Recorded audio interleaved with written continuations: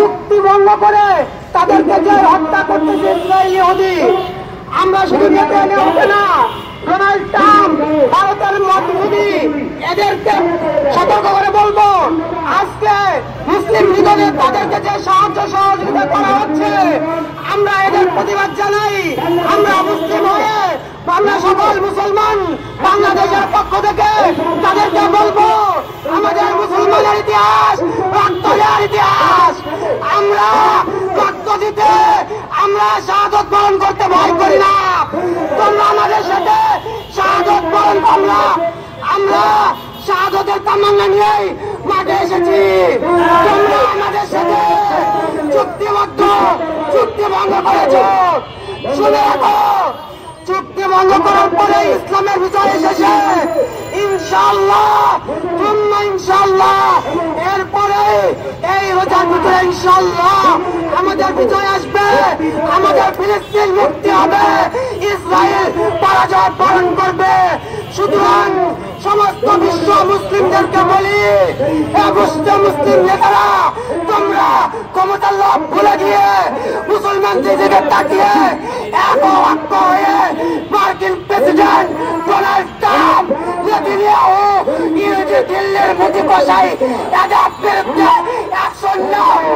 আমরা মিডিয়া ভাইদেরকে বলবো, আমাদের ভারতে মুসলমানদেরকে নির্যাতন করা হচ্ছে, মুসলিম মেয়েদেরকে মুসলমানদের মসজিদগুলোকে ভেঙে ফেলা হচ্ছে, মুসলমানদের মসজিদে আগুন দেওয়া হচ্ছে। এগুলো বেশি বেশি শেয়ার করে পুরো বিশ্বে দেখানোর সুযোগ করে দেন।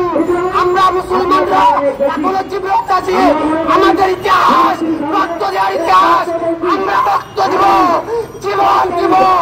আমরা মুসলমান কোন পরাশক্তির কাছে মাথা নত করবো না, আলহামদুলিল্লাহ। আমরা আমাদের সরকারের কাছে নিহতভাবে অনুরোধ করবো তারা যেন ইসরায়েলের বিরুদ্ধে এবং ফিলিস্তিনি মুসলমানদের পাশে দাঁড়ায়। পাশাপাশি আমরা যারা সশরীরে ফিলিস্তিনি মুসলমানদের জন্য কিছু করতে পারছি না, এই জন্য আমরা যে সবচেয়ে বেশিটা করলে ফিলিস্তিনি মুসলমানের নির্যাতিত ভাইয়ের উপকৃত হবে, সেটা হলো আপনাদের কাছে আপনার আবেদন থাকবে এবং নিজের মাধ্যমে আমাদের একটা অনুরোধ থাকবে, সেটা হলো ইসরায়েল এবং ইহুদিবাদী সকল পণ্য আমরা বয়কট করবো। দেখেন আমরা যদি আজকে মিছিল করি, মিটিং করি, এটা কিন্তু আমরা মাঝে মাঝে করছি। আমরা আজকে মিছিল করছি, আমরা সমাবেশ করছি, মানববন্ধন করছি, কিন্তু এটা কিন্তু আমরা মাঝে মাঝে করছি।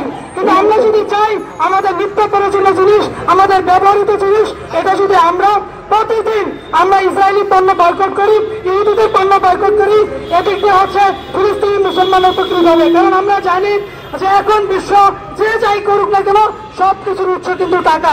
আমরা যদি তাদেরকে অর্থনৈতিক ভাবে কোণঠাসা করতে পারি, ক্ষতিগ্রস্ত করতে পারি, সেটাও কিন্তু আমাদের বিজয়। এই জন্য আমরা ফিলিস্তিনি ভাইদের পাশে দাঁড়ানোর জন্য ইসরায়েলি সকল পণ্য বয়কট করবো, এই আহ্বান রেখে আমি আমার বক্তব্য শেষ করছি। আসসালামু আলাইকুম রহমতুল্লাহ।